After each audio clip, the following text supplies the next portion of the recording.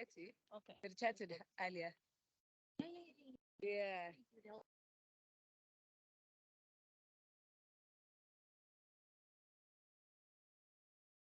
Now. Yeah.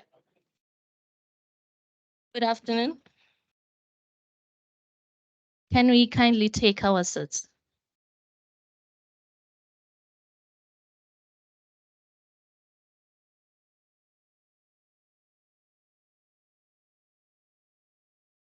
The event will be starting in a few seconds. Please make sure you're comfortable.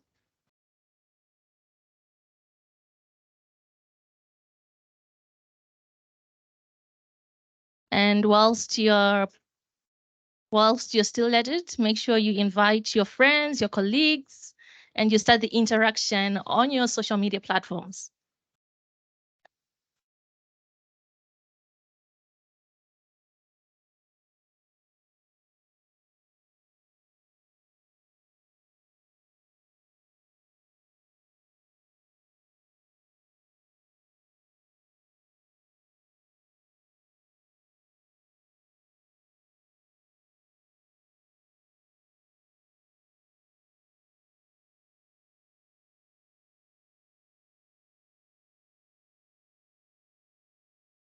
Please kindly take a seat.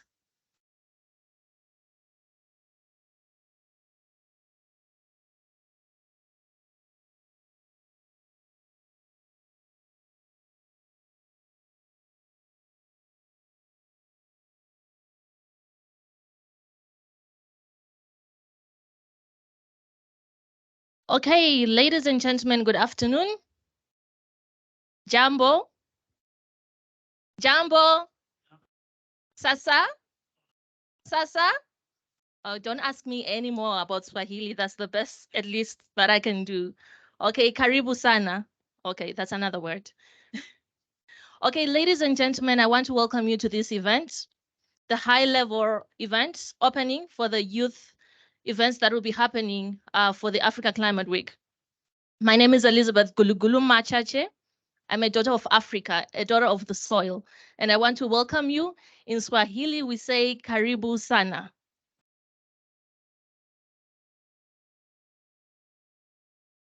Asante.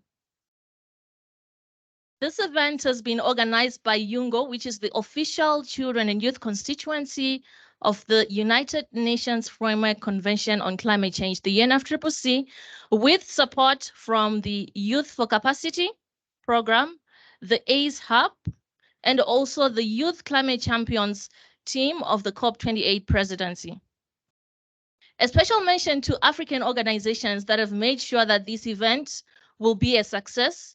I'd like to give a special mention to Gaio. If we have representative from Green Africa Youth Organization, please raise your hand wherever you are. Thank you so much for the support. We really much appreciate. I also want to thank the African Youth Initiative on Climate Change. If they are here, please raise your hand. Thank you so much for your support. I also want to thank representative from Green Canopy and also I'm for COP, the African Youth Mobilization for COP campaign, which is a YUNGO event, a YUNGO campaign. And now, without further ado, ladies and gentlemen, the objectives of this session is to make sure that we create a platform for young people, not only to interact, not only to exchange information, but a platform for young people to be capacitated in policy-related issues. I'm sure you all understand that we can do everything in terms of youth empowerment, but if young people are not involved in policy contributions or are not empowered on policy-related issues, then there is nothing that we'll be doing. Without further ado, ladies and gentlemen, I want to welcome our guest speaker from the ministry. Actually, not from. I will talk about the ministry later, but I want to welcome Honorable Ababu Namwamba, who is the cabinet secretary from the Ministry of Sports, Culture, and the Arts from the Government of Kenya. Honorable, we welcome you.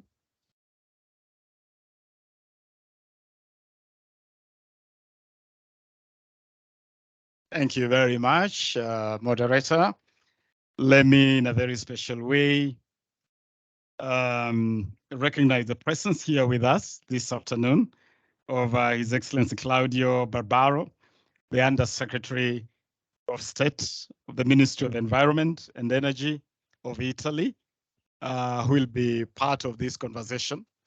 I also recognize in a very special way the Deputy Ambassador of Italy here in Nairobi, and Madame Adriana Valenzuela, the lead leadership group from the Global Center on Adaptation, the GCA. I acknowledge your presence and welcome you to this conversation. It is very exciting to be in Nairobi this week to talk about the most important agenda for all of us in the world today. And right from the outset, let me say how delighted I am to join you for this event.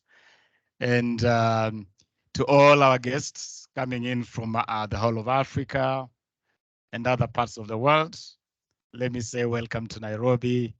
Welcome to Kenya, Karibu Kenya, the land of Hakuna Matata. This is that land. It is amazing really to have the opportunity to engage our young people. And I must say, as a minister who is working with young people, I'm the cabinet secretary here responsible for youth affairs, the arts and sports. So I work with young people in pretty much every aspect of my work. It has been amazing really to hear the voices of young people, hear the determination, the commitment of African youth and youth from the rest of the world to be part of this big agenda, to be part of climate adaptation, and to deploy their energy, to deploy their passion, deploy their minds, to be part of the solution and not part of the problem. It is particularly exciting this afternoon to delve into the subject of capacity building, building the capacity of young people, improving our capacities so that we can be agents, effective agents of climate adaptation. As a country, we are very excited to be leading from the front. We are very happy to be building partnerships. We are in the middle of an incredible journey of building what we are calling the 1 million youth green army. This is a movement of young people in the spirit of for youth, by youth, of youth, deploying the energy of young people to be part of climate adaptation. The Green Army is about supporting Kenya's big agenda of planting 15 billion trees in 10 years. We started this movement, flagged off by His Excellency William Ruto, President of the Republic of Kenya, last year. And the target is to hit the 15 billion tree mark by 2032 in 10 years. And this 1 million youth green army is going to be at the core of that incredible movement. I'm very happy to announce this gathering that we have put together a partnership of 4 institutions. The Ministry of Youth Affairs, the Arts and Sports of the Republic of Kenya, the University of Nairobi, the Global Center on Adaptation, the GCA, and the University of Groningen in the Netherlands, which is going to provide specialized capacity building for this 1 million youth army. This program is going to be about, providing training, providing mentorship, providing opportunities for interaction and exchange of ideas across the globe. And I'm very excited because young people are not only going to have their capacity built, but this is going to be a certified program with a certificate so that you can actually earn yourself a certificate out of this program. And so as you have your capacity built, you can also use this as a platform to advance your career, because we want young people to be excited about building careers in this whole space of climate adaptation and this whole space of climate action. And so we want to deploy that program as an ignition of not only mobilizing young people for climate adaptation, but also providing opportunities for training, for capacity building, for mentorship, for exchanges amongst young people in various parts of Africa, in various parts of the world. And as we do this, because we are also a ministry responsible for sports, we also want to deploy sports. We want to deploy the creatives. We want to deploy music. We want to deploy theater. We want to deploy film. We want to deploy fashion. All these as tools of mobilization, mobilizing young people, and also as platforms for communication, so that we can use these as platforms to pass our message and to get everybody engaged. Because there's no greater agenda facing humanity today than climate action, than climate adaptation, than saving the only planet that we call home. So welcome to this conversation. We want to hear the views of everybody. What are you doing in your space? What do you think we can do better? How can we build greater synergy? How can we join dots? How can we join dots across the board? How can we demolish silos so that instead of working in your own little space, we can join dots across the space, and we can all mobilize this massive movement for young people, for climate adaptation. But not just young people who are acting, but young people who have been capacitated, who have the capacity to be effective in working this space. Thank you very much, and I look forward to an incredible conversation. Asanteni sana, and once again, enjoy this incredible city of Nairobi. Thank you.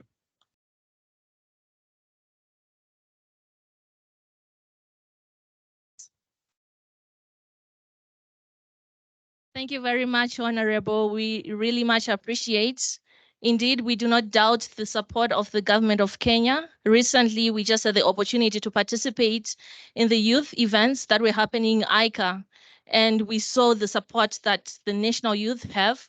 So if young people from Kenya, you're not taking these platforms, I don't think I really have to blame the government, because they really, really show their support. So asante sana, Honorable. We much appreciate. Now, ladies and gentlemen, allow me to welcome a representative from Italy. I just want to pose a question. Have you all heard, or have you heard about the Youth4Capacity initiative? If you have, please raise your hand. Do you know what it is? I mean, it's easy if you hear about okay. I don't want you to tell me it's youth and capacity building, but do you exactly know the partnership of the program? Anyone who knows? Okay, I will explain. So this is a partnership of the government of Italy and the UNFCCC, the United Nations Framework Convention on Climate Change. And this program, it has managed to capacitate quite a number of young people through different platforms. If you go to any platforms, especially the Climate Weeks, the subsidiary bodies, COP27, you can name them. These young people, a lot of young people have been capacitated to understand about climate change, and also to understand how they can most probably create or unlock opportunities within the space. So without wasting much of your time, I want to welcome Claudio Barbaro, the Undersecretary of State to the Ministry of Environment and Energy Security from the government of Italy, to share with us a special address. Welcome.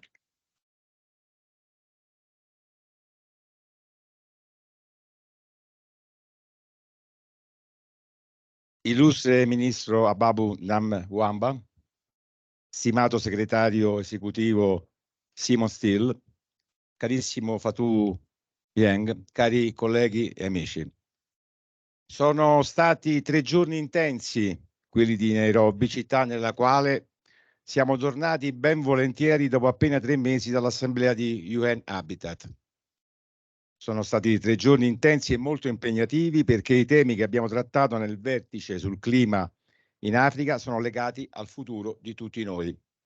E ci sentiamo onorati di prendere parte a questo evento, che ribadisce con forza il ruolo essenziale dei giovani nel guidare l'azione per il clima e il vostro coinvolgimento nella definizione di politiche sostenibili in tutta la regione africana.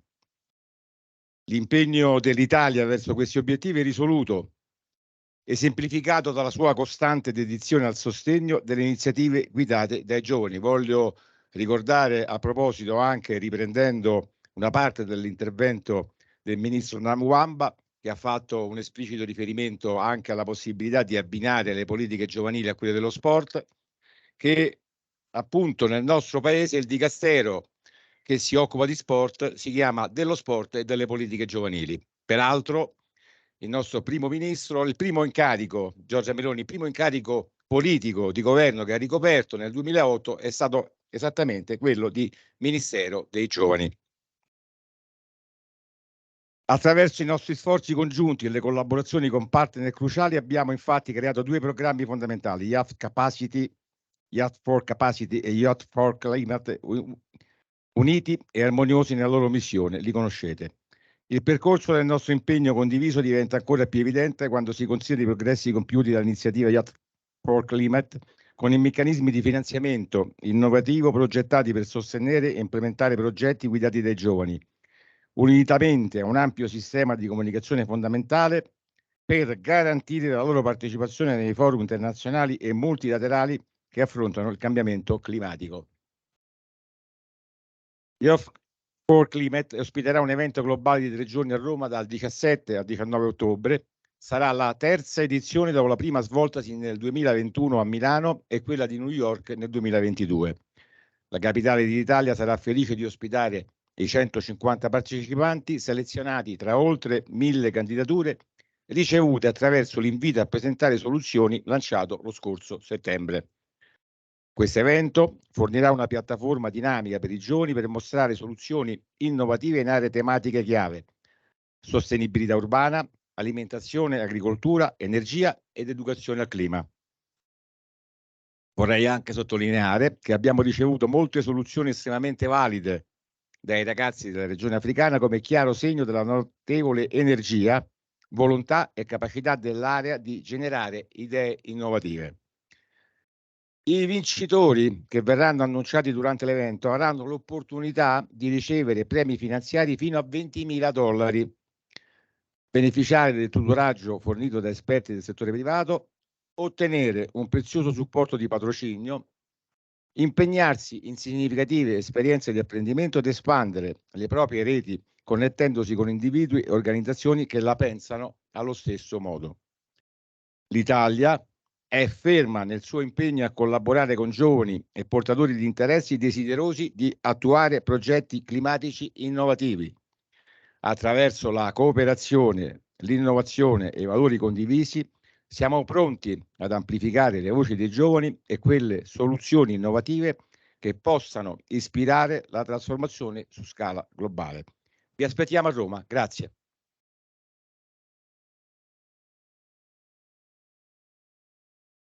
Gracias. Now, ladies and gentlemen, I have been advised that the Executive Secretary of the UNFCCC is here. Last year at COP27, we had a conversation and a discussion with the ES, and what he promised us, he didn't promise us money, he didn't promise us anything, but he promised us time. He said he will give us time.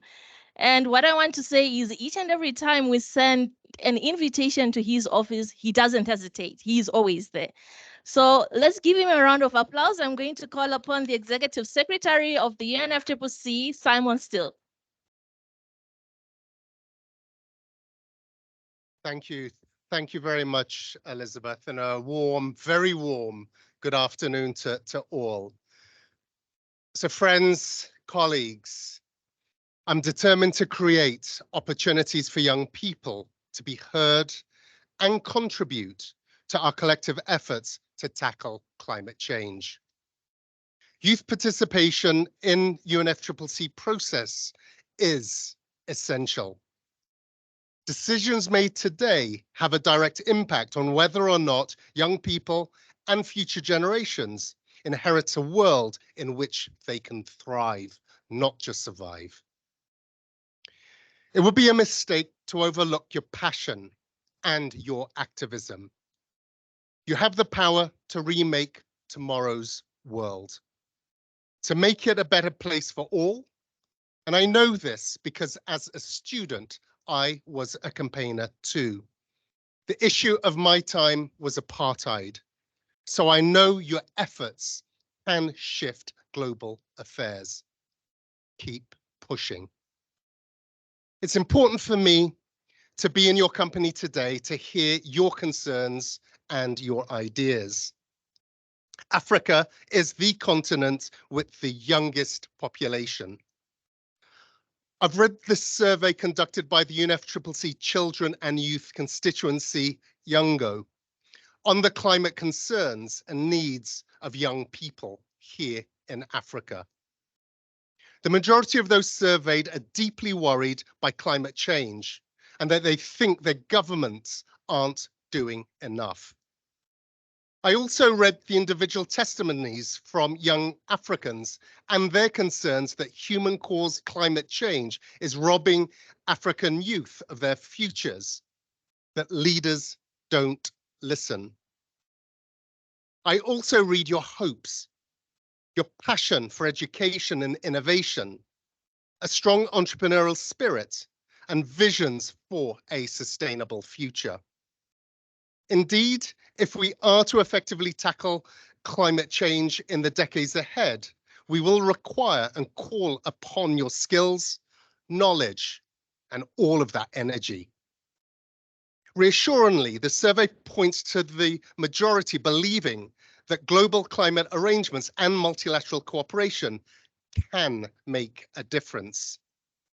Friends, during the COPs, young people have been very effective in rallying together, raising their voices in unity. But we know that for a range of reasons, young people from some regions find it easier to mobilize than others. That's why regional climate weeks are important. This is an opportunity to talk and share ideas with peers across the continent, to find your common voice and to make it heard. Use today's intergenerational dialogue to engage constructively and forthrightly with policymakers. Use your advocacy. Push them on the most ambitious climate commitments possible with specific solutions and, most importantly, robust implementation plans. We must go beyond words alone. At the same time, make the most of the opportunity to learn from them, their knowledge, expertise, and experience.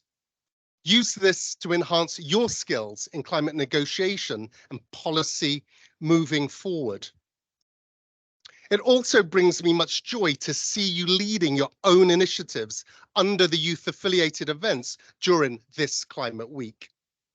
I'm particularly interested in the Green Jobs Fair you've organized and connecting funders with youth representatives.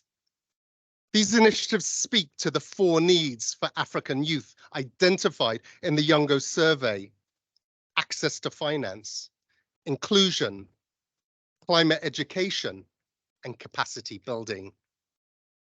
As I announced in COP27, I'm interested in making this UNFCCC process fit for purpose. I need your ideas on how we can best do this. Civil society called for the COPs to be more transparent, and we, the Secretariat, responded by announcing that we will publicly list every person attending the event. I'm here not just for listening's sake, but also for action. We must continue and enhance our support to you so that you can meaningfully engage in and influence climate diplomacy and trajectory for global climate goals and commitments. So I look forward to hearing the outcomes of today's events and to you raising your collective voices as we approach COP28 for positive, impactful outcomes towards a sustainable and equitable future. Friends, I thank you.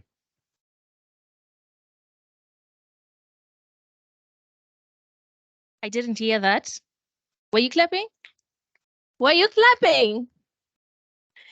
Executive Secretary, thank you so much. Indeed, we are going to use this platform to learn from our experts and to make sure that we enhance our skills in climate negotiation protocols and policy. We're looking forward to strengthening our partnership, not only as Yungo, but other young people as well, representing different organizations with different, with the UNFCCC Secretariat and other supporting agencies and organizations that are here with us.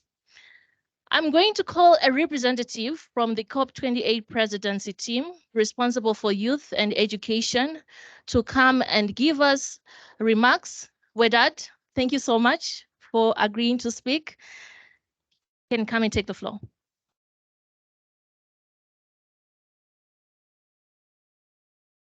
So I'm going to try to do justice for our Minister of Youth and our COP28 Youth Climate Champion, Her Excellency Shaman Mazroui, who I'm sorry had to leave early. I'm not as inspiring as her, but I hope I can at least deliver some of her key messages in terms of what we want to achieve on youth for COP28. For us specifically on youth, and I'm doing this off the cuff, sorry, because I've been asked to speak last minute, so excuse any things I might miss, but I think for us, the most important thing when we look at youth inclusion is making sure that we're integrating youth across the full 2 weeks of the COP. And this includes making sure youth perspectives are heard through our main key pillars of adaptation, mitigation, loss and damage, and finance, and specifically thinking of how can those perspectives be delivered through the outcomes, both negotiated and non-negotiated outcomes. And for us, all of this work is happening under the Youth Climate Champion role, which was established really in COP27. So we really, really thank the COP27 presidency for taking the lead in establishing this envoy role. We've elevated that to a Youth Climate Champion role, which we hope we're working with the UNFCCC and Youngo and partners to make sure that this is something that continues beyond other COPs, because we've realized having that influential youth voice with the COP president and advising really makes a difference in terms of making sure that those specific asks are being fed to the COP president directly. And for us, I think another main role of what we're trying to do is ensure that we're looking at commitments, not because this is the year of the global stocktake, and this COP will talk about the global stocktake, which we all will know will not be a great report that comes out. But I think what we can do as well is not just look at a stocktake of what we haven't been doing since Paris, but what have we been doing in terms of commitments we've made to youth since COPs began. What have we committed to as countries, and how can we create an accountability framework to make sure that we are held accountable to these commitments we made to youth? How can we ensure that more youth are involved in the negotiations and that they are playing a key role? How can we ensure that their voices are integrated across the full COP process? So this is something that we're really working to do, and our partners at Youngo are really helping us to ensure that we can create this report for COP28. Another thing we're trying to do is look at ways that we can increase climate finance through philanthropies to actual youth that are doing work on the ground in grassroots communities. We realize there's a gap. We know that a lot of the great work a lot of you in this room are doing is not getting the right attention, is not getting the right funding. And so we want to create that stream to allow for those opportunities to exist. And we hope COP28 can be that place. I heard the talk about the Green Jobs Fair, which is amazing that that's happening here. That's something we definitely want to continue at COP28 and make sure that we're providing youth with opportunities of the future and connecting them to what those opportunities could be. And then finally, for us, a point that we've realized that hasn't been touched upon a lot in COPs is the subject of children. And we made it an intentional point that when we talk about youth, we talk about children and youth. And so children will also be a focus, and safeguarding children and their rights will be a focus as well within our COP and within our Children, Youth, Education and Skills Day. We are also elevating and making sure that we will have youth hubs both in the blue and green zone. So there'll be access to different types of activations that will happen in both. And this is to ensure that, again, there's activities for youth in both spaces. And I think for us, you know, the biggest thing that we're trying to do is also provide through one of our key legacy programs that we launched with Youngo as a partner is the International Youth Delegates Program, which is funding 100 youth from SIDS, LDCs, and climate vulnerable countries. Some of them are here with us today, our delegates from Africa. If you can stand up, we're really, really proud to have them here with us and experiencing all of the great things that Africa Climate Week can provide them. These are just some of our delegates, but we are looking, we will have delegates in other regions as well attending the regional climate weeks, and we've been putting them through very intense training and capacity building online modules with the support of the UNFCCC, with the support of Youngo, and with our colleagues at Harvard to make sure that by the time they get to COP, they have a better understanding of what's going on and how they can actually be a part of this process in a productive way. And in general, I think for us as the UAE, we are a young country. We have a very young population. This is part of our leadership believes in youth, and we want to make sure that we can spread that across and inject that into the COP process. So I'm not going to take too much more time, but thank you, Liz, for the opportunity, and look forward to engaging with everyone. Thank you.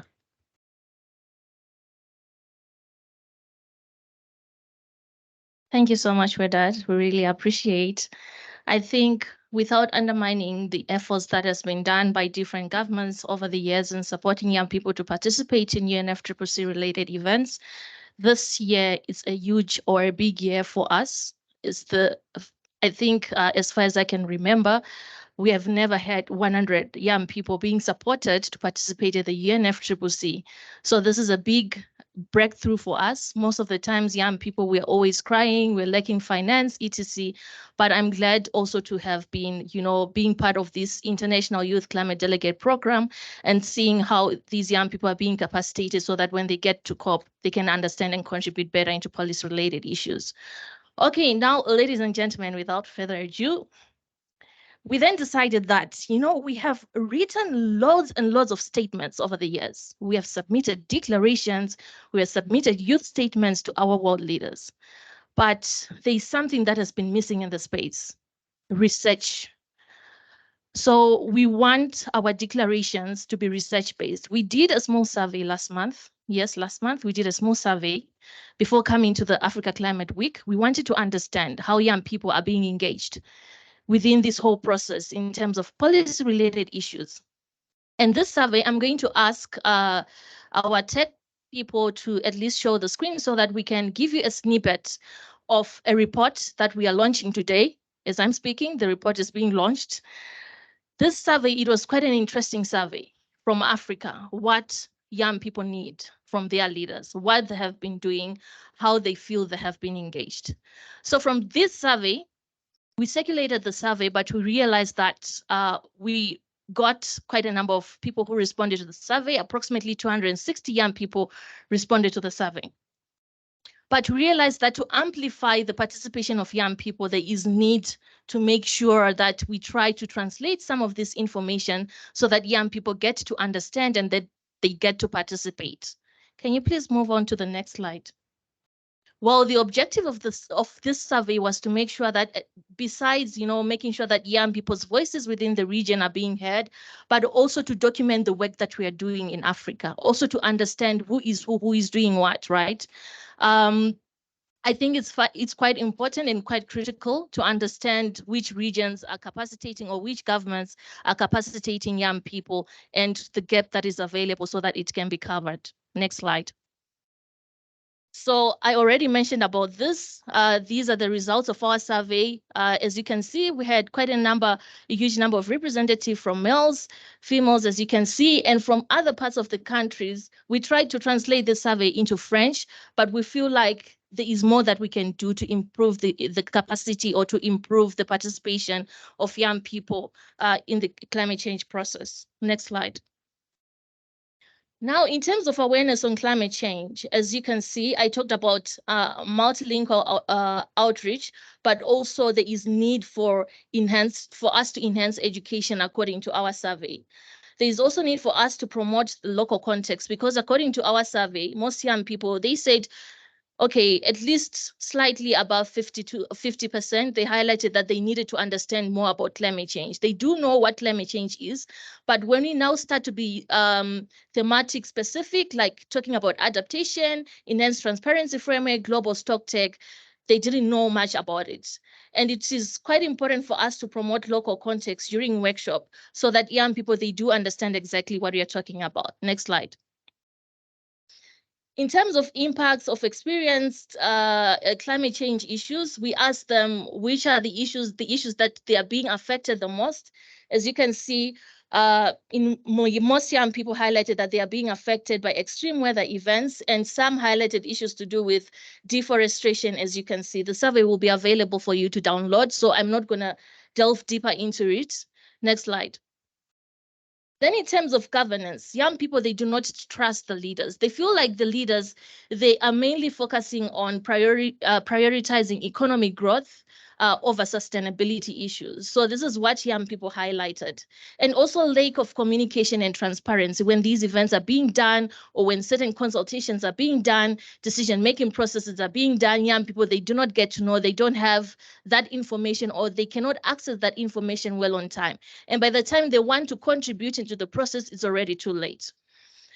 Then on, it's okay, we can move to the next slide. Then on the inclusion, some of the things that were highlighted were we need to amplify climate actions. This is very important. I cannot overemphasize the issues to do with climate finance. It's very important. It's not only climate finance, but it's also, being able to capacitate young people technically and making sure that their institutions are quite strong. We need to make sure that there is cross-generational collaborations. Alone, we cannot do it. I'm sure you also heard from the remarks from the executive secretary.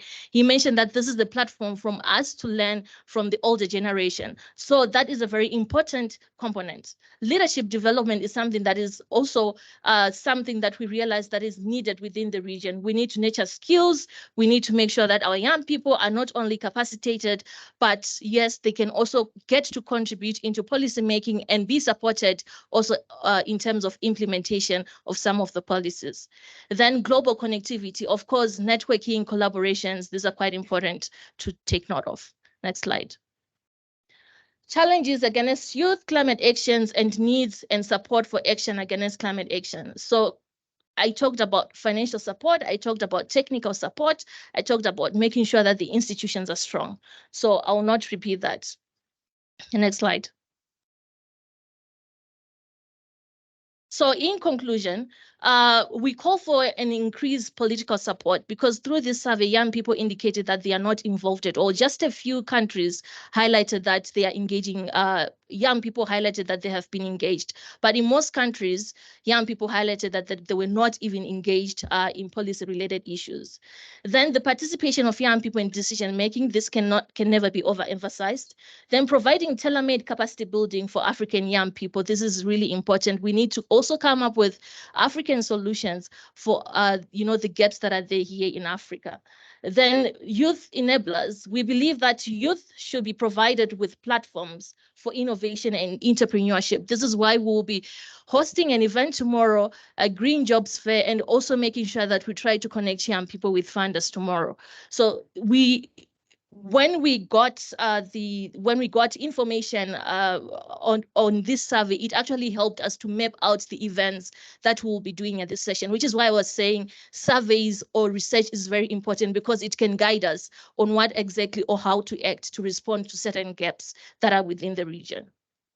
Intergenerational equity, this is why we'll also be having an intergenerational dialogue. It is quite important and relevant. Next slide. Ladies and gentlemen, I just want to say thank you so much for being kind, for clapping hands for me, for also welcoming all the speakers that we had. I just want to take this platform to introduce the next moderator for the intergenerational dialogue session. I'm going to call upon my colleague and friend, Shamiso Mucha. Please give a round of applause to her as she'll be coming to introduce the next panelist. Thank you so much. Good afternoon, good evening, everybody. Dumelang, Muraho, learned quite a few. Jambo, bonjour, Makadi from Zimbabwe. I'm quite excited to be here today. I think today is pretty special because I've been one of the researchers for the Africa Youth Needs Report for Climate Action. And the structure of this whole panel has been, sorry, I'm short. Okay, now this makes sense.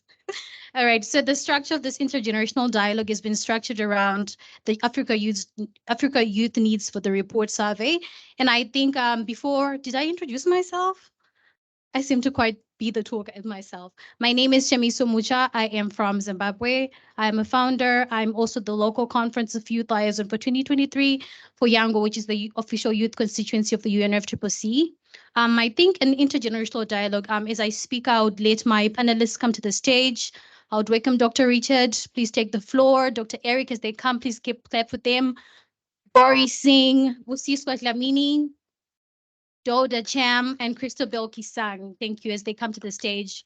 I would say that an intergenerational dialogue is not something new, right? But then what makes it different is that in this generation, it's more of a two-way dialogue. It goes both sides. We know that Africa has the youngest population, but it doesn't end there. We know that by 2030, 75% of the people under 35 years are still going to be in Africa. So we need to prepare for that, to prepare to invest for young people. I would say this, I don't know if you guys have heard of what is called the youth crisis. So of course you do know that there's a midlife crisis. Yeah, there's a youth crisis. Some of you, like myself, by 2030 will be turning 35. So for us, it's a race because I do know that it's a lot that you can do in your youthful years. It's so many opportunities. So it's in between that struggle of transitioning to your more senior years and then struggling also to moving from the younger ages. So could I get an extra chair or maybe I'll facilitate from here? Great. Could I get an extra chair if that's all right? I'll continue from here. All right. I'll open up the floor and I'll start off with Dr. Richard Minang. I'll ask this question to you. We did the Africa Youth Needs Report survey, right? And one of the outcomes that came out was that young people are saying that there's a lack of recognition and appreciation for their efforts. There's lack of support, financial support, and there's lack of climate education. So my question then to you, Dr. Richard, would be, what can be done to stop this seeming cycle of disadvantage towards African youth in terms of lack of recognition for their efforts, access to finance, climate education? Thank you. Yeah, thank you very much, and good afternoon or evening to everyone. And thanks a lot for bringing us together. Firstly, I like to put things in perspective using African proverbs because there is a lot of meaning to them. And one of the proverbs says, it is the young trees that makes up the forest. And another proverb says, a youth that doesn't listen to their elder might end up not knowing their roots.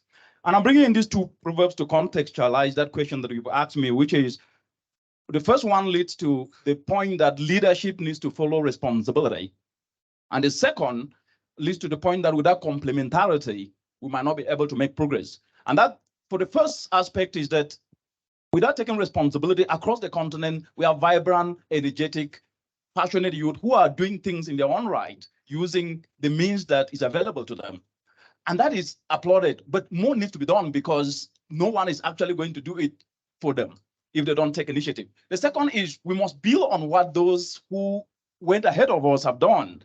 If you look across the entire continent today, 98% of the entire continent have ratified the Paris Climate Change Agreement.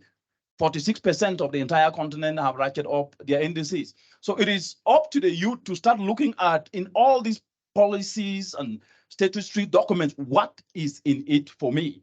Because if you don't start with the little, you will never get the bigger picture. But when you look at these aspects, and based on the question that you've asked, the disenfranchisement, the disillusionment of young people, one of the things that needs to be understood very carefully, especially from the survey that you've shown, I went through this survey, excellent piece of work that is done, but there is an aspect that I will say that without any fear of contradiction, that I was actually surprised that the discussion from the responses from the youth were more about the stressors, the environmental, the impact on the environment, climate change is causing, and there was no single mention of one word which is fundamental to the continent, and that is socioeconomics. And with that understanding that socioeconomics is the aspect that Africa needs to focus on, they will be losing and missing the point. Why do I say so? The reason why Africa is so vulnerable is because of a low socioeconomic base.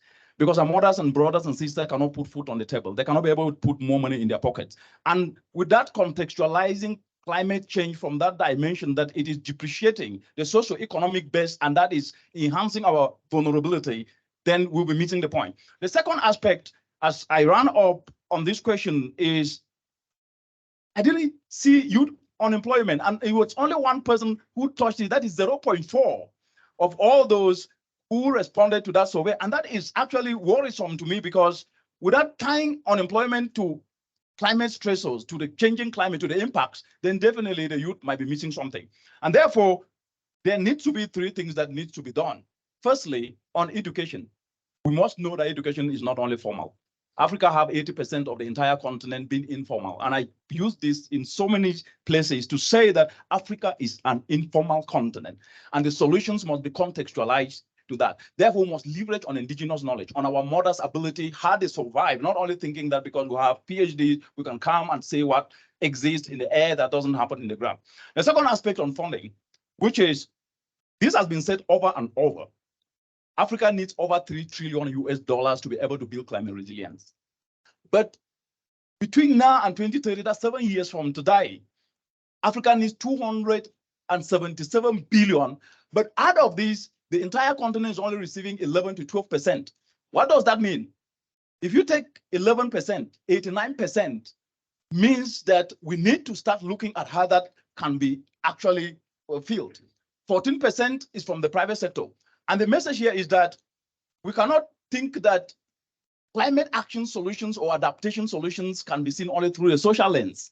They must be start seeing through the enterprise lens, meaning that the youth needs to building what they do through an enterprising dimension. Without that, it will not be able to attract that remaining 14% from the private sector and the remaining 89%. And the last part, which I think is a very important aspect, is when we talk about how they are disenfranchised, one of the things that I think is not discussed across the continent, even the world, is that value attracts value. If you cannot offer value, nobody will come to you. You'll be seen as a trouble asset. And my message to the youth every time is that when you engage with people, show them what you do and the results you've gotten, and then show the gaps. And the gaps are what youth needs to use to hold governments to be able to provide incentives, tax breaks, to be able to make them move forward. I'll continue from there. Thank you so much, Dr. Richard. Thank you so much. I hear socioeconomics. And I would say that I think when it comes to youth unemployment, a lot of us young people are now resorting to entrepreneurship because it's one thing to always wait there to say, I'm unemployed, I need a job, I'm unemployed, I need a job. But I've seen a lot of ecopreneurs coming up because it only comes to a point where the matters have to come into your own hands to solve the situation.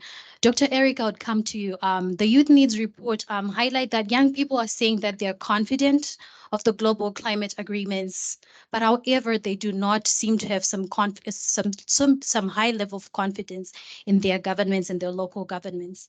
My question to you would be, in what ways can African youth be enabled to effectively engage with decision makers and policymakers within their locality? And what are the opportunities for action that young people can leverage in policy making? Thank you. Thank you very much. I want to say I am really grateful for the invitation to be here today. Just a few weeks ago, we had the opportunity at the African Development Bank to convene the youth, and a number of you were present, where we wanted to see how we could leverage your potentials to drive green, inclusive, and sustainable development. And I can see from the report you just prepared that you already have the solutions. I mean, from what I see, you cover a lot of ground regarding what you need to know, what you need to be doing to help yourself. I keep saying that the youth is like Africa, which contributes the least to climate change, but bear the greatest impact. The youth too, you don't have so much in terms of contributing to the climate change challenges we're facing today. But the greatest brunt is on you, because when you're talking about conflicts, you're talking about unemployment, you're talking about migration, poverty, the youth bear a great percentage of this in the African context. So that is the more reason you need to actually be at the driver's seat. You'll be here for longer because you are younger. And the fact also is that because you're younger, you have a lot of intellect, you have a lot of potentials, you have innovation, you have a lot of things you can bring into play that will help you to make things happen. Now, in terms of your question, I think the first thing that we need to do to actually put the youth at the center of the discussion is to consult.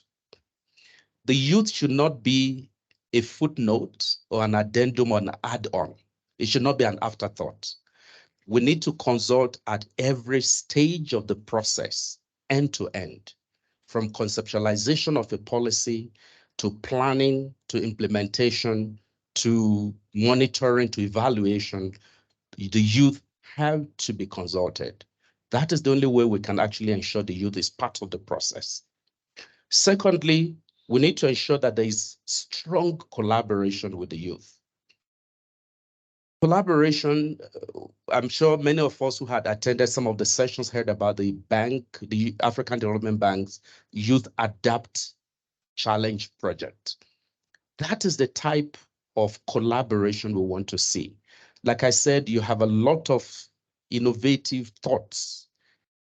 And so we need to consult with you. We need to collaborate with you to actually, like you draw water from the well. Let me use the example of my brother about African proverb. We can draw out all those innovations that you have deep down your heart to ensure that we bring this to bear.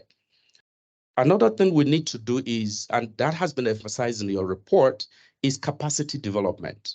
And when we're talking about capacity development, I want to see it in terms of not just the experts, building your capacity, but you building the capacity of each other. One interesting thing about the youth is, even though some are younger, but you have a lot of experience also. One of the colleagues said the other time that he started advocating when he was a student. So many of you started at a very young age and you continue to carry that on. So there's a lot of positive rub-off you could have on your colleagues. And so that peer-to-peer learning, I think, is very important to ensure that everyone is carried along. And because of the time, one more thing I think I also would like to emphasize is the importance of creating the enabling environment for the youth to thrive. Again, you have a lot of ideas, but if the environment is not ripe, my brother here talked about socioeconomic environment, for example. That is the bane, that is the crux of any policy making. If you don't have that foundation right, there's nothing the youth can do. With all your innovation, you just go with it. But to ensure that you actualize those innovations, it's important that government, policymakers need to ensure that the environment that will make you to thrive, that will make you to flourish, really need to be in place. So let me stop there for now. I hope I have another opportunity. Thank you. So much, Dr. Eric. Thank you so much, Dr. Eric. What I'm hearing is an enabling environment so that our initiatives as young people can go further.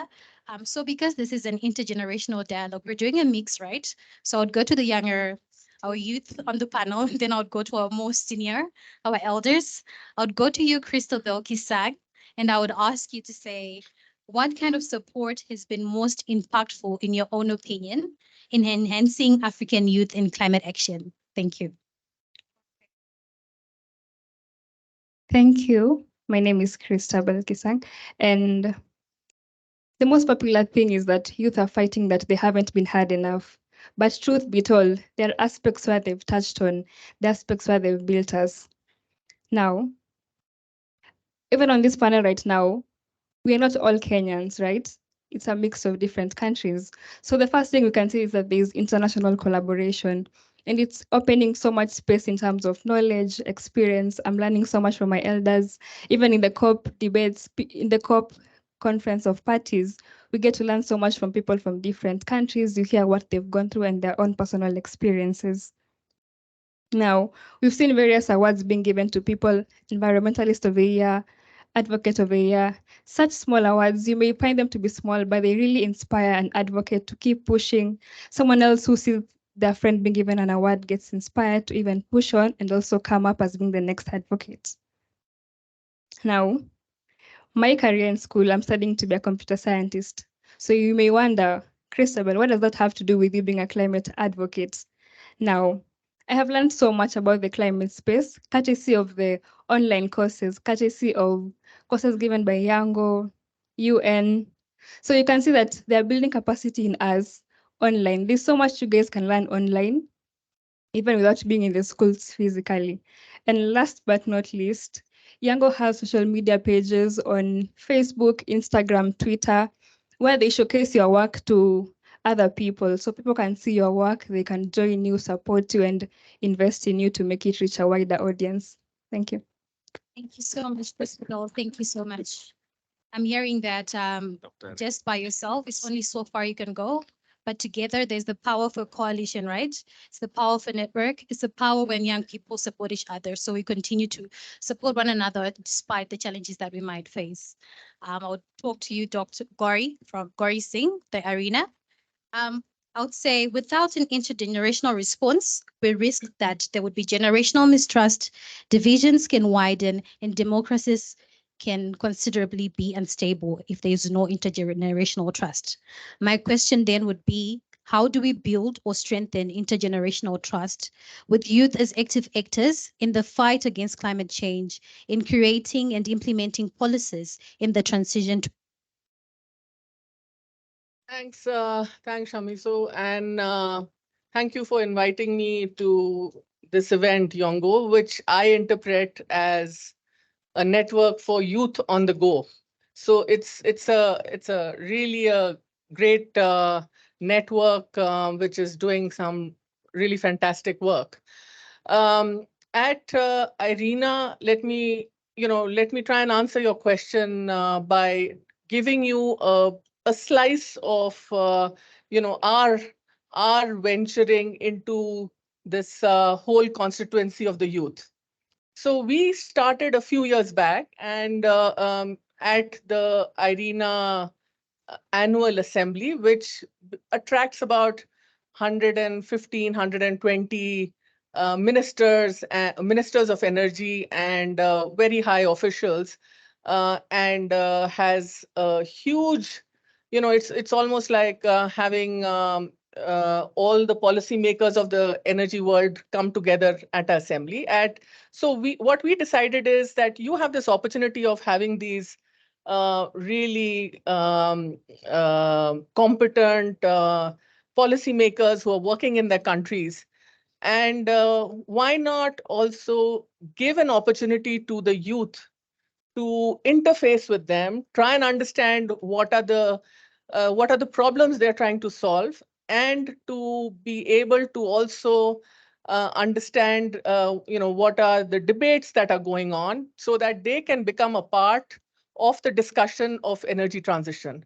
Now, energy transition, as we all know, is not, it's a very complex phenomena. It's not a phenomena where we are saying, just put renewables and you power your grids with renewables.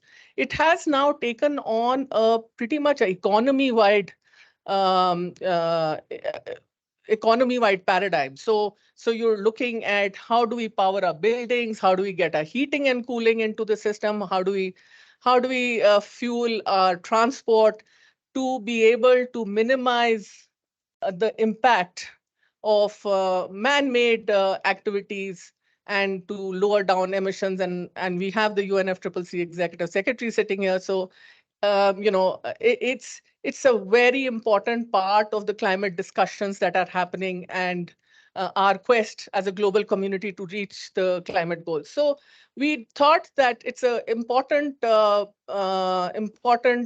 aspect of our work to bring in this very influential stakeholder, the youth, and give them a platform. So the IRENA Youth Forum, and then we've gone ahead and have a SDG Global Council for Enabling Youth Action, which are all providing platforms for youth to understand these issues.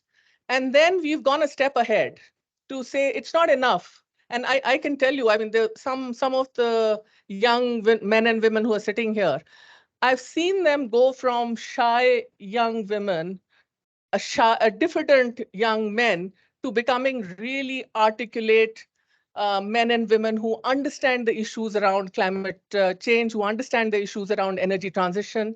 And for that, we have worked hard with all of you to co-create a lot of capacity building work that we are doing with you, because I just heard you, Richard, saying that Africa is a informal continent, which means that not only have we gone ahead and working at, I mean, at Sharm el Sheikh, we launched a, um, education platform where we were educating the educators, called the Energy Transition Educators Network, where we have amongst partners, we have UNESCO, but we also have the Africa Africa Association for Developing Education as one of our key partners.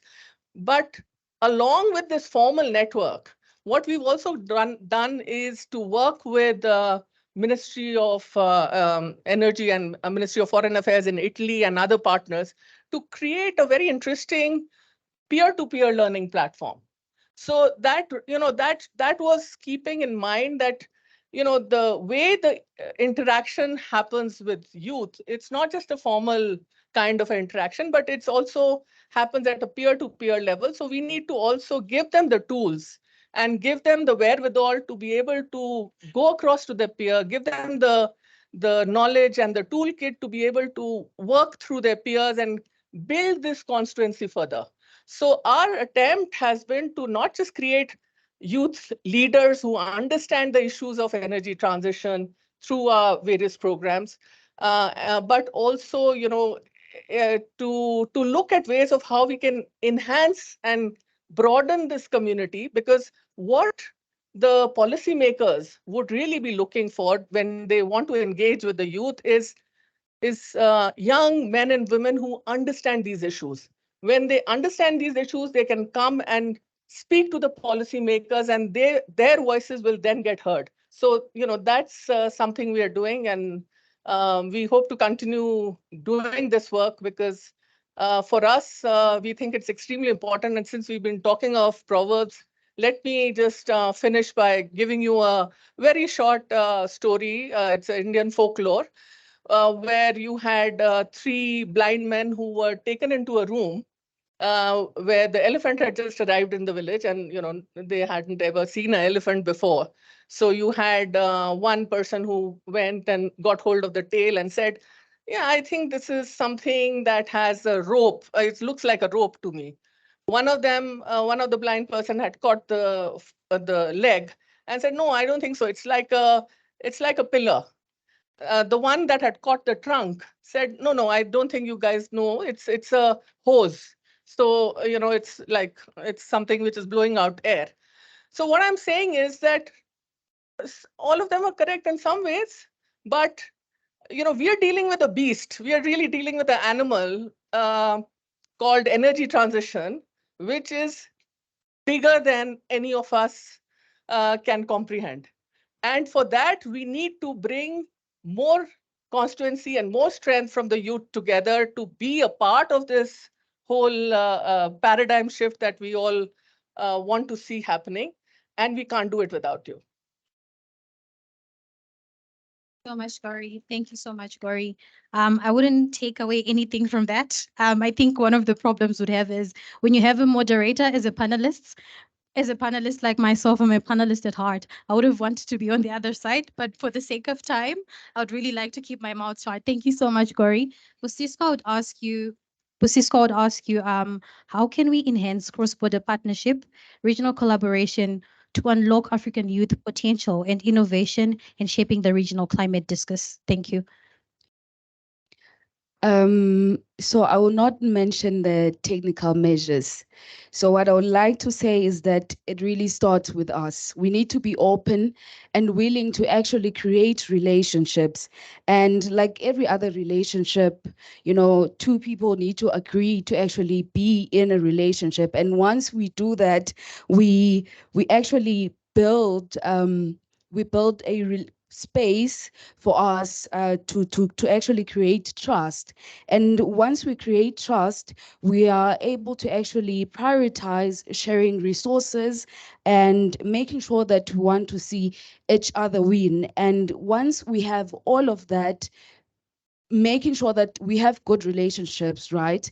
Then we'll be able to actually see and unlock young people's potential when they're actually in good relationships and in good spaces. Thank you.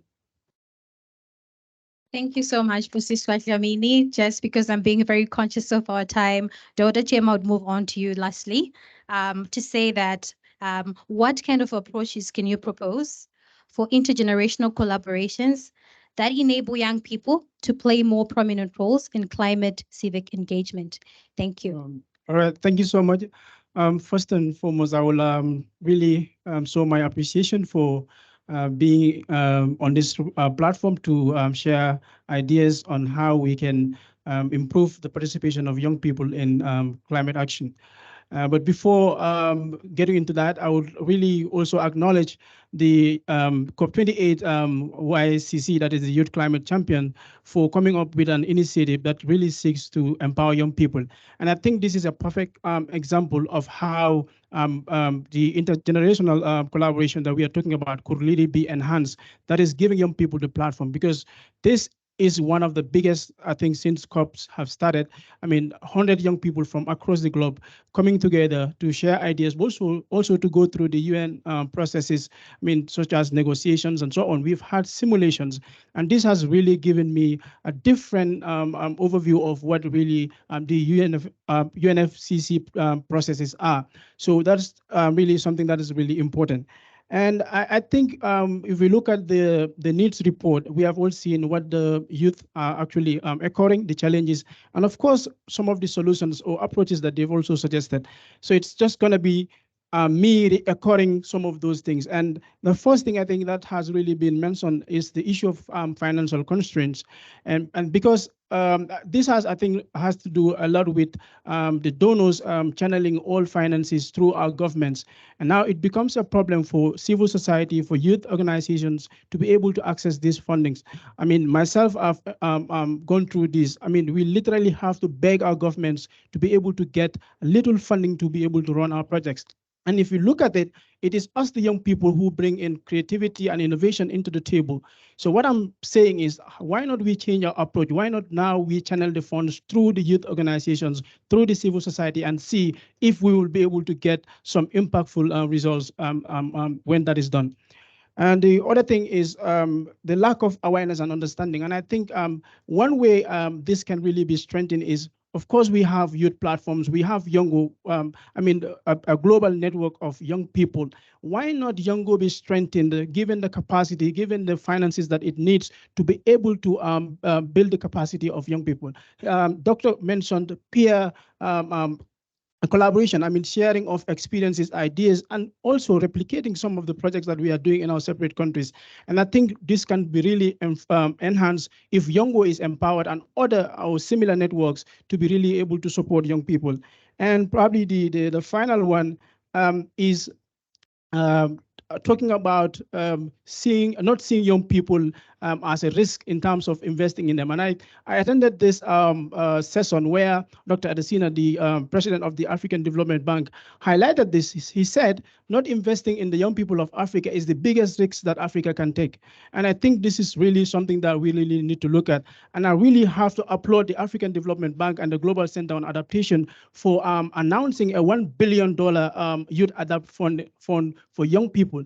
I've attended the presentation of awards in the last years where youth entrepreneurs were given 100,000 each. This is the kind of empowerment that we're talking about, where young people are going to be given the resources that they need to be able to operate their projects and programs in their separate countries. Thank you. Thank you so much, Doda. I would quickly let the panelists just share their few last words. And then while they do that, you'd want to think of your question. We just open the floor for 2 questions. After I would let the panelists just share their last words. And my last words also would be that as we talk about the just transition, we need to keep in mind that we have the out of school youth, that education is not a privilege for most of the people in Africa. We need also to consider that not everyone is employed. There's high levels of unemployment. So the just transition is to cater for the socio-economic, the other dimensions of just transition. I would let our panelists just share the last few words, and then from there we'll take 2 questions from the panelists, and I'll hand it over to Elizabeth. Thank you.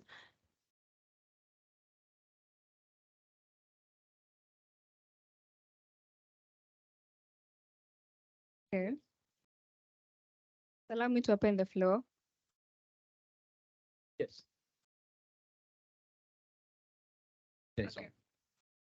Earlier on, I had stated of what has been done.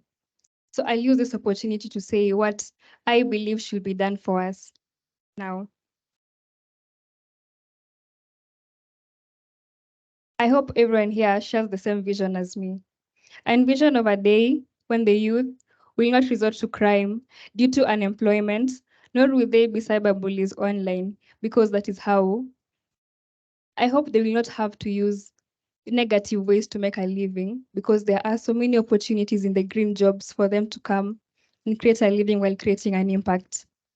Now, there will be a high number of young people in Africa, and this will be an opportunity for the continent to grow, but only if we are equipped and fully empowered to realize our full potential.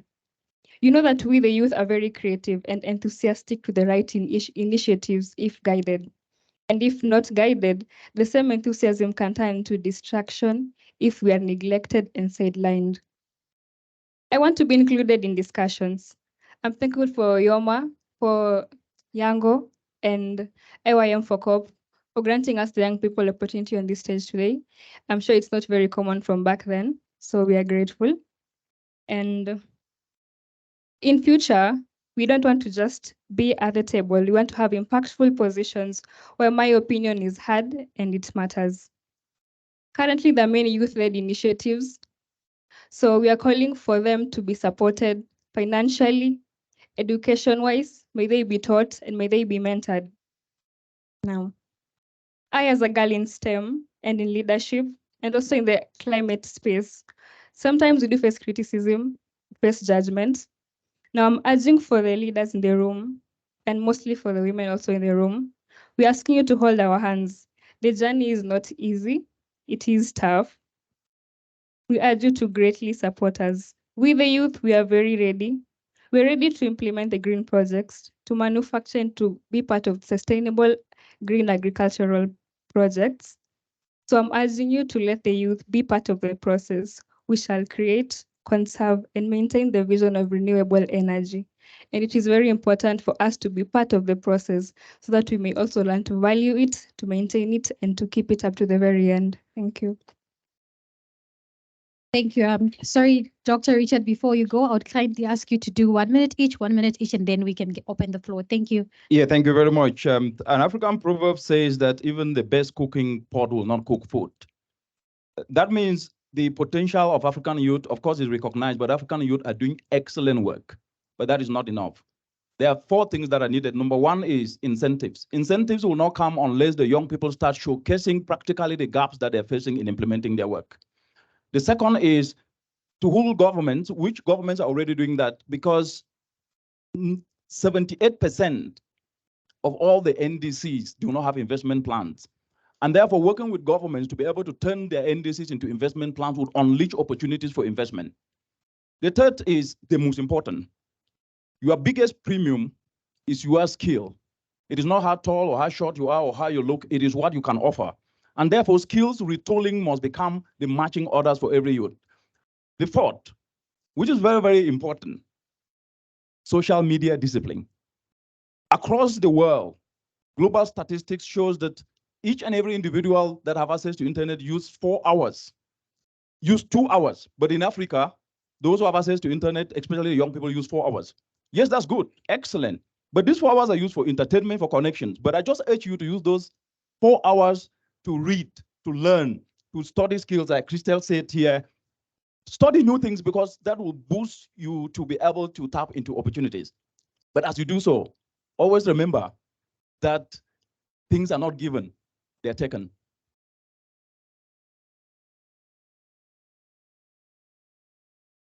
I want to start by commending the youth for taking the center stage, like I said.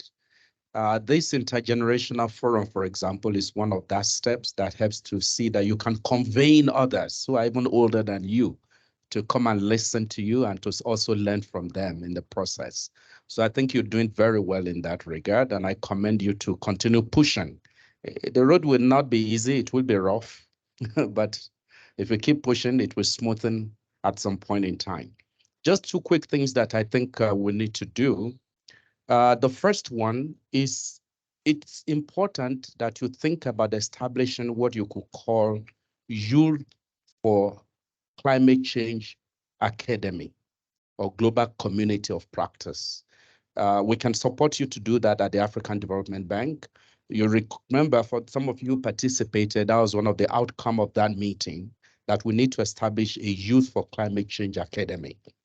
We are pushing along that line and we're ready to work with you. I did tell you that we'll be coming back, to consult some of you in the process. So get ready. Let's organize ourselves. Let's see how we can push even harder. Secondly, is in terms of scaling up resources for youth. My brother here mentioned $100,000 for 20 youth. That is just like a drop in the ocean. How many youth are in this room? There are more than 50. And then think about African youth. So 100,000 to 20 African youth is just like, you won't even feel it. So we need to upskill the resources.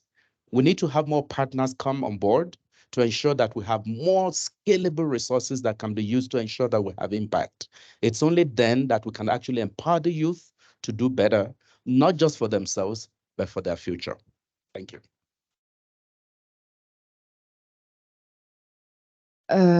Congratulations to all the youth actioners in the room.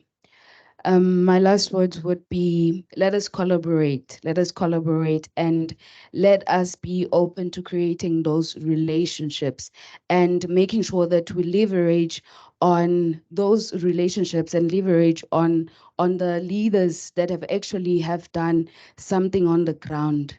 Thank you.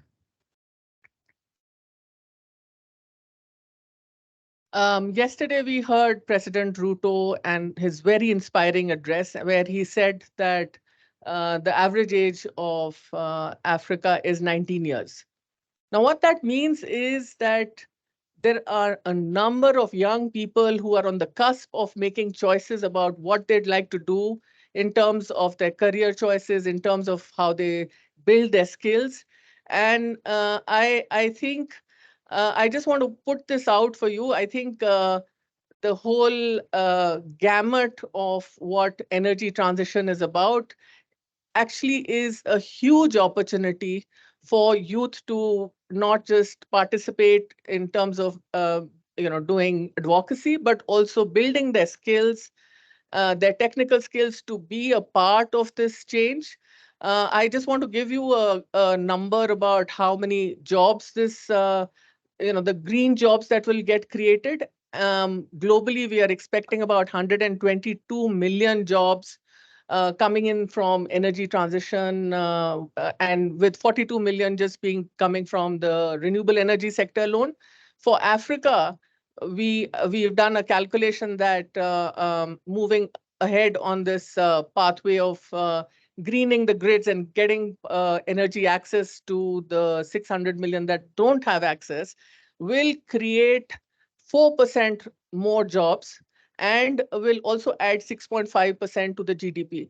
Now, that's a huge opportunity that lies before you. And so I would encourage you to use the resources that are available in a very much open platform that IRENA has created for not just building your skills and understanding about this whole sector, but also becoming a part of this network and collaborating and exploiting the power of the network to get where you want to be.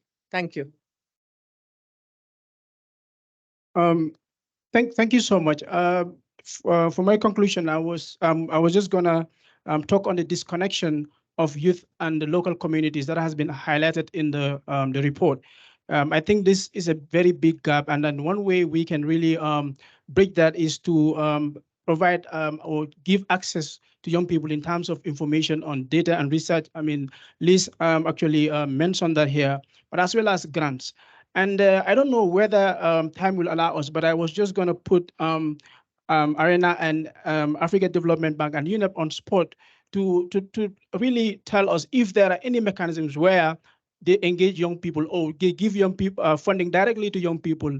And if no, will they be committed to providing such opportunities for us? Because I think this is what is important. I mean, we highlighted these things here in the panel. I don't just want it to be a discussion in the panel, but I would want to see action after this panel. So I was going to make that request, but I don't know if time will allow us to do that.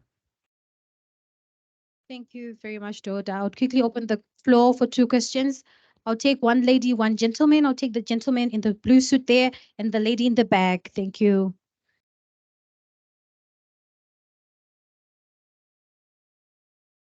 Good evening, everyone. My name is Hamza Abdi. First of all, I want to commend Dr. Richard's African proverbs. They usually have deep wisdom in it. So thank you for sharing it with us.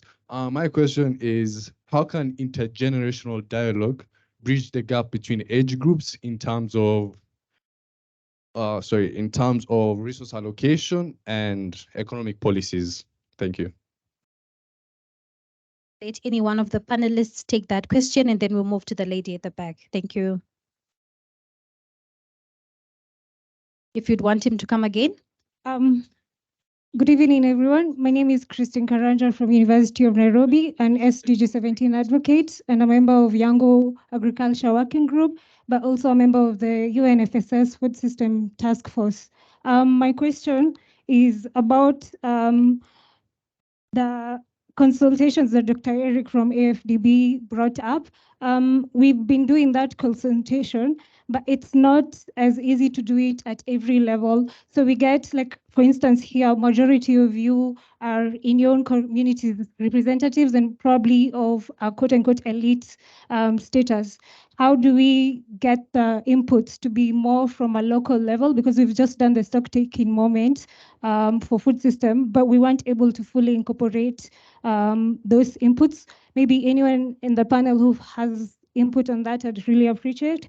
The other one is on to Irena and the formidable Dr. Richard Munang. I've had the honor of reading your book, Making Africa Work Through Innovative Volunteerism, where you state that around, and correct me if I'm wrong in terms of numbers, 3% of the sun in sub-Saharan Africa can be used to power all of Europe. Combining everything about carbon, trading, and all that, leveraging that, what's the loophole that's keeping Africa from doing that other than capacity?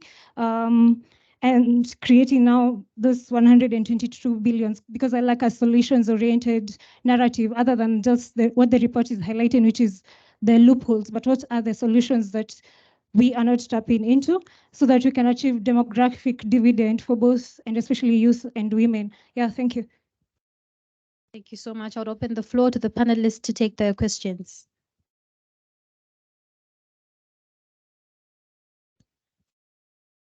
Yeah, since we don't have time, I think I will go with the first and touch the other question that have been directed to me. So the first is, and I've argued this, youthfulness is usefulness.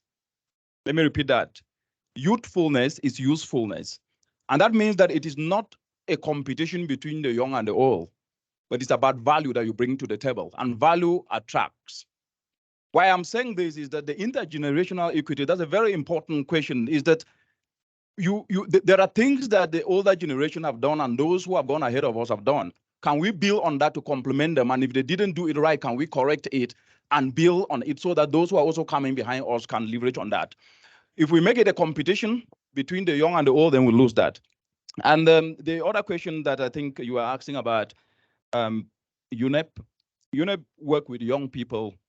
Through every engagement that we engage, we leverage young people, and we leverage young people to bring science, to be able to inform the opportunities that do exist within the environmental sphere.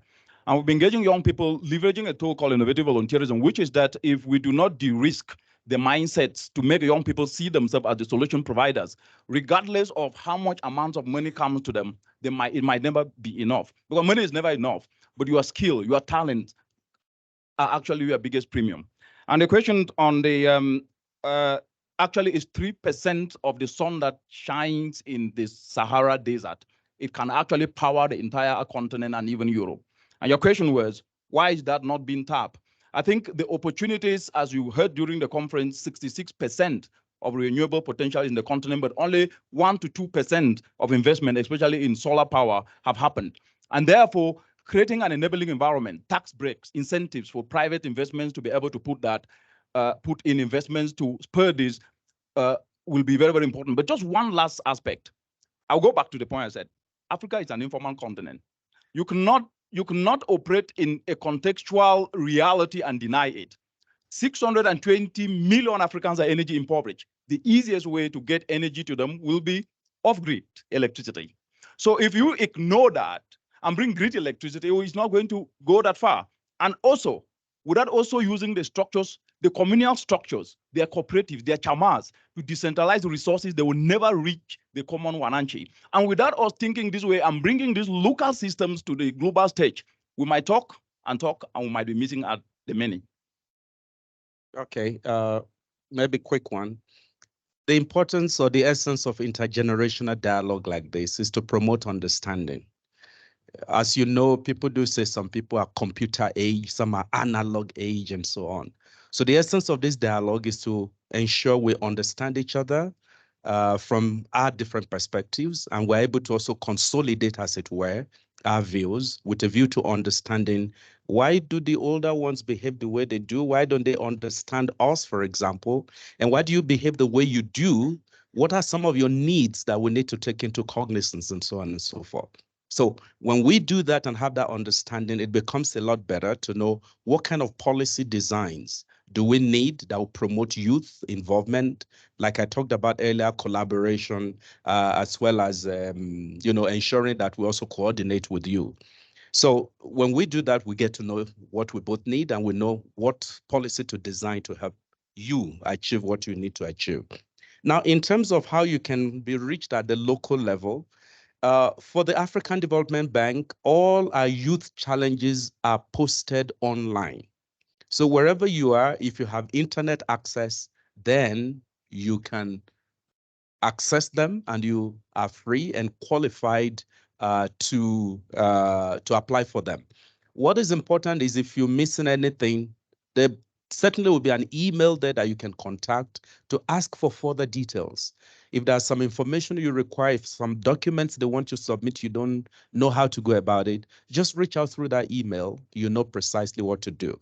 So I think that will actually promote your engagement, however local or however, wherever you are. Then the point about how we can promote or achieve demographic dividend, I think we've talked a lot about it. We need to think about what are the type of technical assistance, for example, that the youth need, what are the type of training and capacity building that are required, and what type of policy dialogue like this do we need to convene with a view to understanding how do we bridge the gap between the two generations. And like I said earlier, you're doing very well in this regard. I think you need to really keep it up. Thank you.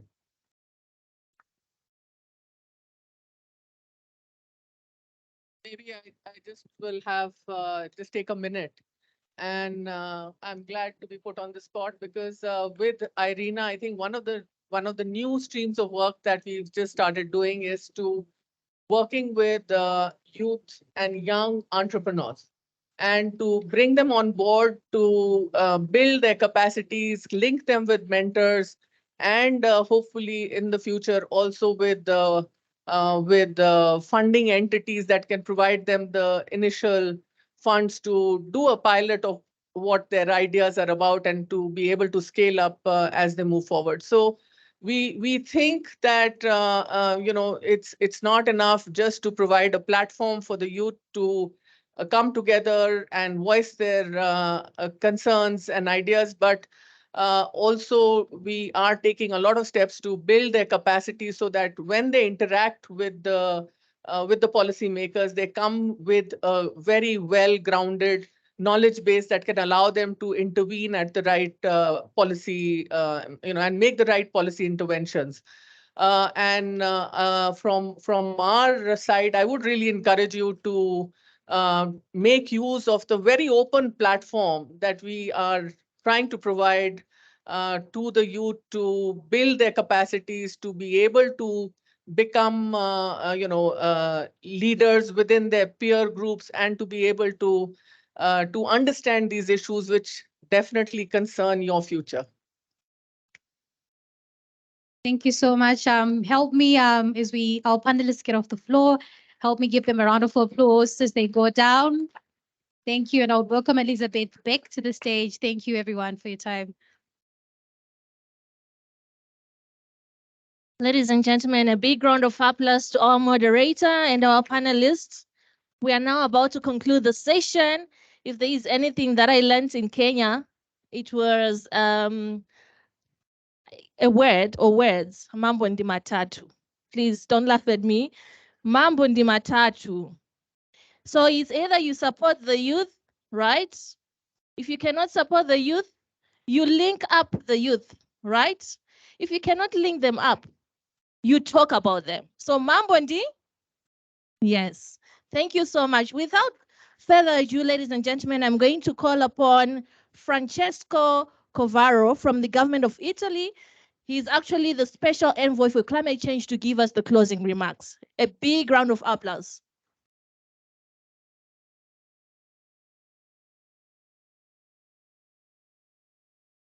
Dear friends, dear colleagues, good afternoon.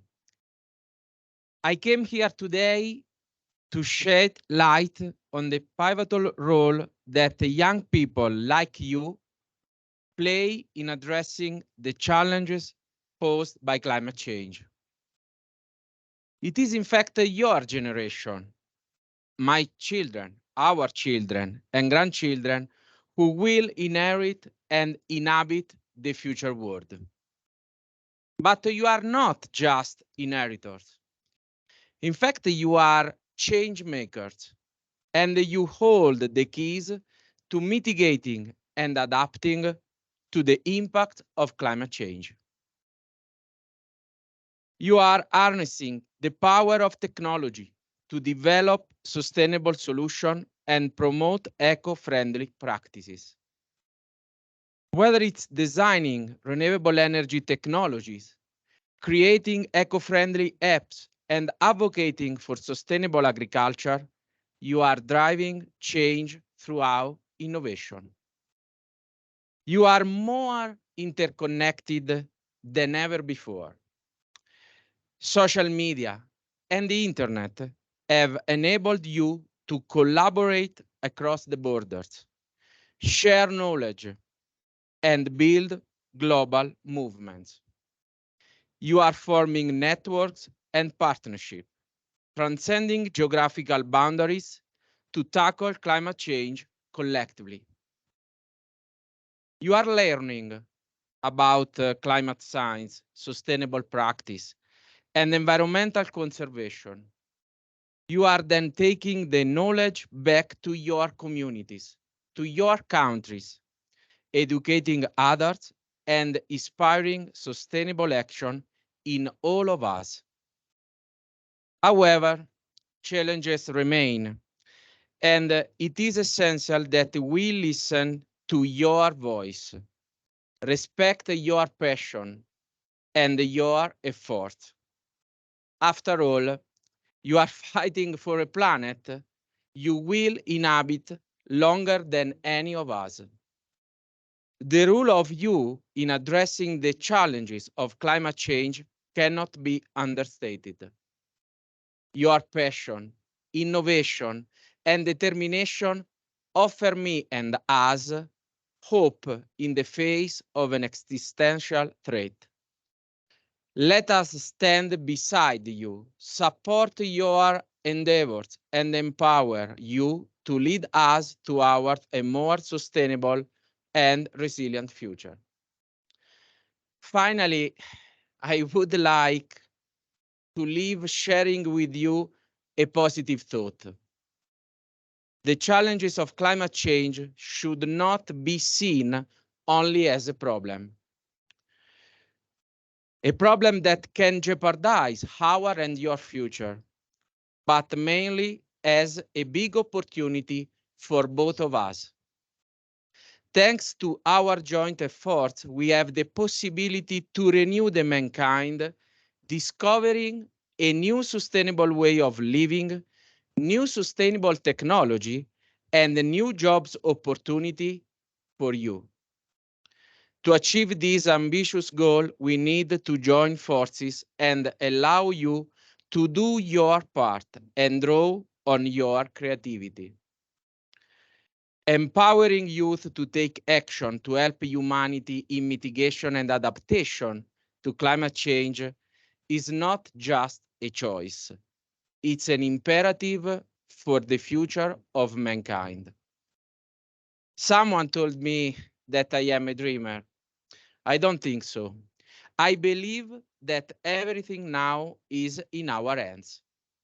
And if these hands work well, and together with your hands, we will build a better world.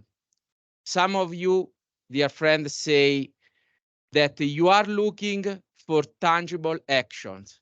You are right. Well, Youth for Climate and Youth for Capacity are the proof that Italy strongly believes in you, and you are our future. Thanks.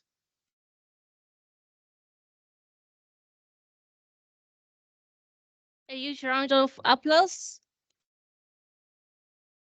Come on, clap hands for yourselves. Well done. Thank you so much. Ladies and gentlemen, this marks the end of this presentation and this session. I just want to thank you all and thank our partners for all the support. I want to thank different African youth organizations for everything that they have done. Your patience will be rewarded. Thank you so much. I call it a night.